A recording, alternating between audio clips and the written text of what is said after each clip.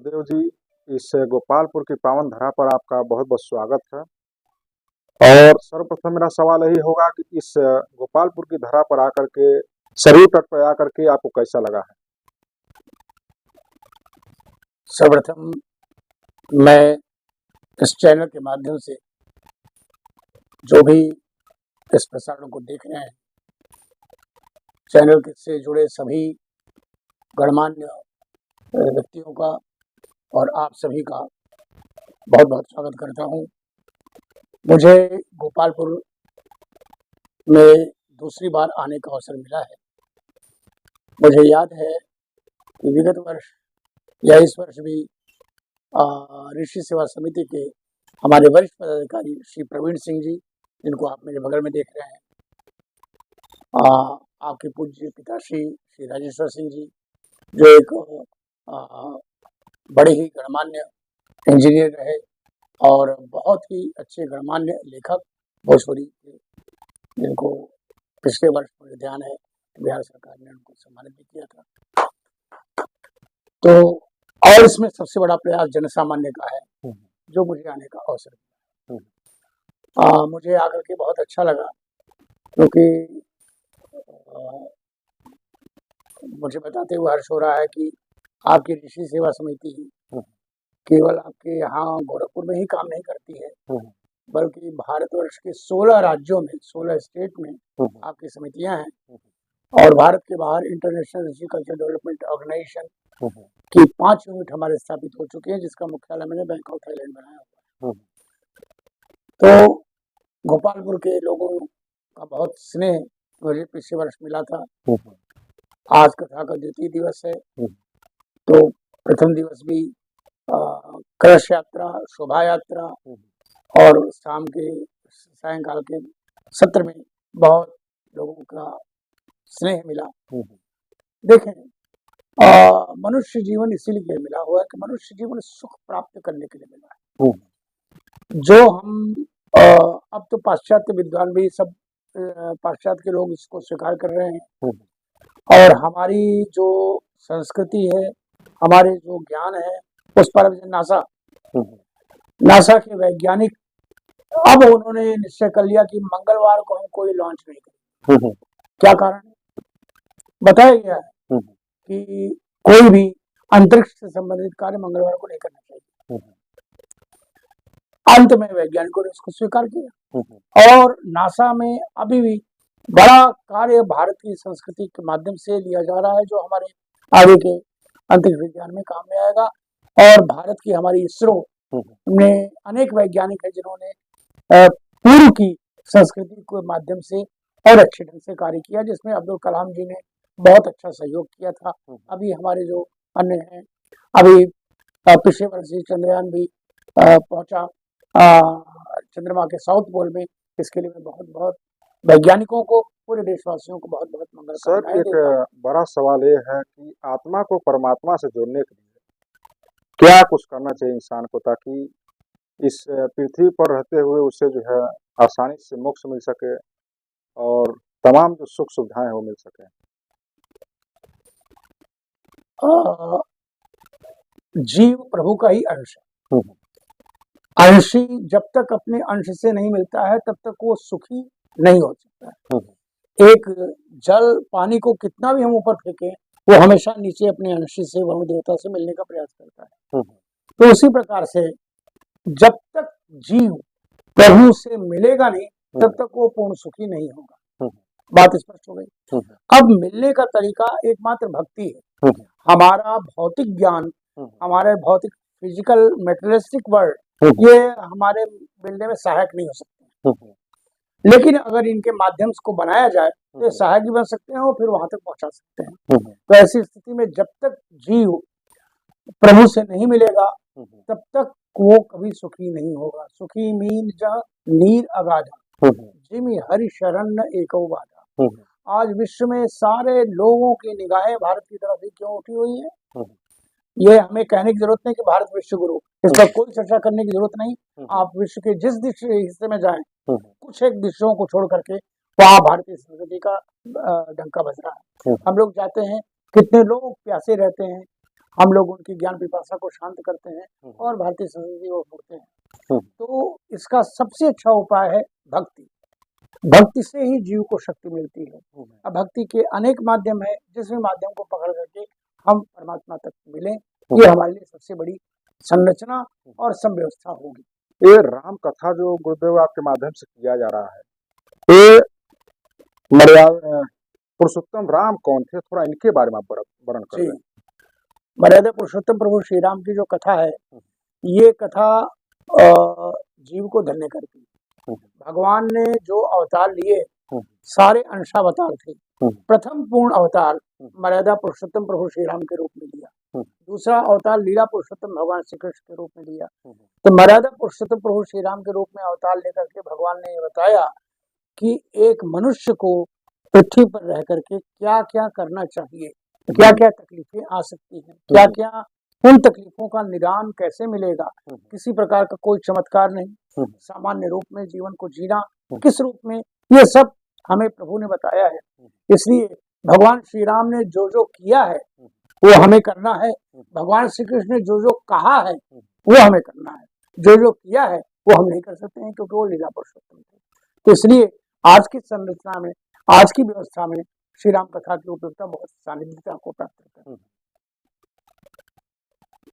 और जो सर आपकी सेवा समिति है गोपालपुर के, जो इस कार्यक्रम के आयोजक हैं, उनके लिए क्या जो है कुछ खास जो है अपनी सेवाएं देने वाली है? जी, ऋषि सेवा समिति गोपालपुर शाखा अभी रजिस्टर्ड शाखा नहीं है। हमारी 16 राज्यों में है, 13 राज्यों की समितियां रजिस्टर्ड है। तो गोपालपुर समिति को मैं प्रयास करूंगा कि एकाध वर्षों में रजिस्ट्रेशन की ओर जाया जा सके। यहाँ के लोगों ने बड़ा ही सुंदर सहयोग किया है जन सामान्य के लिए, और आगे हमारी अनेक लोक कल्याण की योजनाएं इस समिति के माध्यम से कराने का विचार है, जिसको हम लोग संपन्नता की ओर ला रहे हैं। जैसे एक आपको उदाहरण दे रहा हूँ, अभी मैं चंडीगढ़ जा रहा हूँ। चंडीगढ़ कथा मेरी नवंबर के लास्ट में है। तो चंडीगढ़ के लोगों ने प्रयास किया हुआ है कि वहाँ कुछ कन्याओं का, गरीब कन्याओं को जिस प्रकार से भी सहयोग हो सकता है वो सहयोग किया जाए। तो चंडीगढ़ समिति इस सारे काम को कर रही है। ग्वालियर समिति ने पिछले 2 वर्षों से या 3 वर्षों से वो नेत्र शिविर लगा रही है। अब मुझे ध्यान है कि लगभग 149 मरीजों का निःशुल्क ऑपरेशन आपकी ऋषि सेवा समिति ग्वालियर के माध्यम से हुआ है। बहुत बड़ी उपलब्धि है सर। इसी प्रकार से गरीब कन्याओं का विवाह अनेक समितियों ने कराया है, मुझे याद नहीं कौन कौन सी समितियों ने कराया है। इसी प्रकार से कई एक लोगों को कई प्रकार की सहायता कराई। ये सारा कार्य आप सबके माध्यम से ही कराया जाता है, जिसमें आप ही इसके गुणवत्ता के आधारी हैं और आप ही भागी हैं, मैं तो केवल निमित्त मात्र हूँ। सर एक बाबा हैं धीरेन्द्र शास्त्री जी, जो दिव्य दरबार लगाते हैं, उसमें तमाम लोगों के जो है परिचय खोलते हैं, तमाम लोगों के भविष्य के बारे में बताते हैं। इनके जो भविष्य हैं, इनसे आप कितने जो है सेटिस्फाई हैं? क्या यह सचमुच में उनके ऊपर किसी दैवी शक्ति का प्रभाव है या मनोवैज्ञानिक है? जी देखिए, भारतवर्ष में ऐसे अनोखे संत हुए हैं जिनको पर प्रभु की कृपा रही, प्रभु की सिद्धि रही। भविष्य की बातें जो उसके लिए हमारे भगवान ने जो बताया है वो ज्योतिष शास्त्र का। अच्छा, ज्योतिष ही मनुष्य के जन्म से लेकर के अंतिम श्वास तक की सारी बातों को बताता है। इसलिए ज्योतिष का कहा गया कि ज्योतिष भगवान के नेत्र।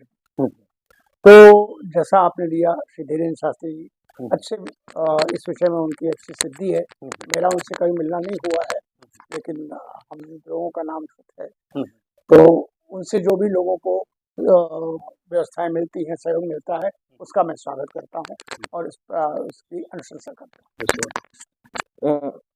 जो इस श्री राम कथा जो चल रही है और नियमित जो चल रहा, आप चैनल के माध्यम से जो श्रोतागण हैं उनको क्या कहना चाहेंगे? जी, श्री राम कथा जो यहाँ पर प्रारंभ हुई है कल से, वो 7 दिनों तक की कथा है। इस कथा में अनेक प्रकरण होंगे, जैसे आज श्री राम जन्मोत्सव है दूसरे देश की, और कल की कथा में सीताराम भगवान का विवाह महोत्सव है। तो इन कथा के माध्यम से कथा ही मनुष्य की व्यथा को दूर करती है। जिस समय सीता जी अशोक वाटिका में थी, सुनते ही सीता कर दुख भागा, कथा सुनकर के ही व्यथा नष्ट हुई। कथा सुनकर के हमको आभास होता है कि हमको क्या करना चाहिए, कैसे क्या करना चाहिए, किस प्रारूप में रहना चाहिए। बहुत से नौजवान और जन सामान्य भी ज्योतिष शास्त्र के माध्यम से मेरे संपर्क में आते हैं। कल से मैं उसके लिए प्रातः 7:30 बजे से लोगों की सेवा कर सकूंगा, और अनुभव लोगों का रहा है कि जो जिस माध्यम से आया है उस माध्यम से सब अनुकूलता मिल रही है। तो कथा के माध्यम से मनुष्य की व्यथा दूर होती है। व्यथा का माध्यम भगवान की कृपा और ज्योतिष शास्त्र, इन सब के माध्यम से है। महालक्ष्मी की आराधना भी कल से सब साधकों की हो रही है। महालक्ष्मी की आराधना जीवन के सर्वांगीण कल्याण और विकास के लिए की जाती है। वो साधक ही करते हैं जो इनके पास महालक्ष्मी का मंत्र है।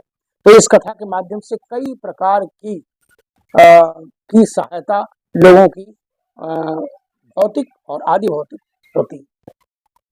इस आपके कथा के माध्यम से जो लोग मानसिक रूप से पीड़ित हैं और जो है देखा जाए तमाम जो है समस्याओं से पीड़ित हैं, जो रोग से संबंधित पीड़ित हैं, उनके लिए जो है क्या कुछ जो है इसमें आप जो है ज्ञान उनके लाभ के लिए बातें जो है बताने वाले हैं?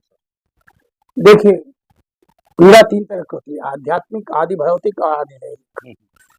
हम मानते हैं केवल फिजिकल वर्ड से ही पीड़ा होती है, ऐसा नहीं। आध्यात्मिक पीड़ा, अब किसी के मन में शांति नहीं है तो उसकी वो भौतिक पीड़ा नहीं है। किसी के मन में द्वेष है, किसी के मन में क्रोध है, ये उसकी भौतिक पीड़ा नहीं है, भौतिक रोग नहीं, ये मानसिक रोग है। तो जिस प्रकार से शरीर को रोग लगता है, उसी प्रकार से भीतर के आत्म तत्व को भी रोग लगता है। तो वो रोग का, समग्र रोग का निदान के लिए भगवान की कृपा और ज्योतिष शास्त्र का सहारा ही एकमात्र सहारा है। इसको सारे लोग स्वीकार कर रहे हैं। जो नजदीक आ रहे हैं, जो करीब आ रहे हैं, वो लाभान्वित हो रहे हैं। जो दूर से केवल देख रहे हैं और ऐसे हमारे संतों के संपर्क में नहीं रहे हैं, उनको वो लाभ नहीं पहुंचा है। और मैं उनके लिए प्रार्थना करता हूं कि जितनी जल्दी हो सके वो प्रभु के चरणों की ओर पहुंचे और लाभ को प्राप्त करें। क्योंकि थोड़ी सी बात, जब चंद्रमा पृथ्वी के सबसे करीब होता है पूर्णिमा के दिन, तो पृथ्वी पे लगभग 70% जल है। हम लोगों ने पढ़ा है। और शरीर में भी 70% के लगभग जल है। जब समुद्र का निर्जीव जल आंदोलित हो जाता है, तो क्या इस शरीर का जो जल तो आंदोलित नहीं होता होगा? आंदोलित होता है। उसको आप जितनी जल्दी स्वीकार करके आगे बढ़ेंगे, अनुकूलता होगी। जैसे सूर्य आत्म तत्व को नियंत्रित करता है, चंद्रमा मन को नियंत्रित करता है, मंगल प्रज्ञा को नियंत्रित करता है, मंगल तमस तत्वों को, रजस तत्वों को नियंत्रित करता है, बुध वाणी को नियंत्रित करता है, बृहस्पति भौतिक संसाधनों को नियंत्रित करता है, शुक्र भौतिक संसाधन धन को नियंत्रित करता है, और शनि मनुष्य के सुख और दुख को नियंत्रित करता है। इससे अधिक कुछ और किसी को चाहिए? इसलिए सहारा लेना ही पड़ता है। जी, इस कथा के आयोजक प्रवीण सिंह जी के लिए क्या कुछ कहना चाहेंगे गुरुदेव? सबसे पहली बात, मैं गोपालपुर के पूरे क्षेत्रवासियों को बहुत बहुत मंगल कामनाएं दूंगा कि एक ऐसे भगवत भक्त आपके बीच में रहते हैं जो इतनी मेहनत करने के साथ में इतना जन कल्याण का कार्य करते हैं। नारेबाजी से कल्याण करना अलग बात है और मौन रूप में कल्याण करना अलग बात है। कितनों को, आज सुबह हमारे पास में एक परिवार आया, उसकी बेटी की शादी नहीं हो रही थी, भगवती की कृपा से वो मेरे संपर्क में आए, और इस साल अभी कुछ समय पहले उनकी बेटी की शादी हुई। बहुत कल्याण हुआ कि नहीं? एकदम। तो इसका माध्यम कौन? से प्रवीण सिंह जी। तो ऐसे लोग ही समाज का कल्याण करते हैं। तो मैं ये चाहूंगा कि आप इनको हर प्रकार से सहयोग करें और सहयोग करके आगे बढ़ाएं, ताकि आपके क्षेत्र का हर प्रकार से विकास हो सके।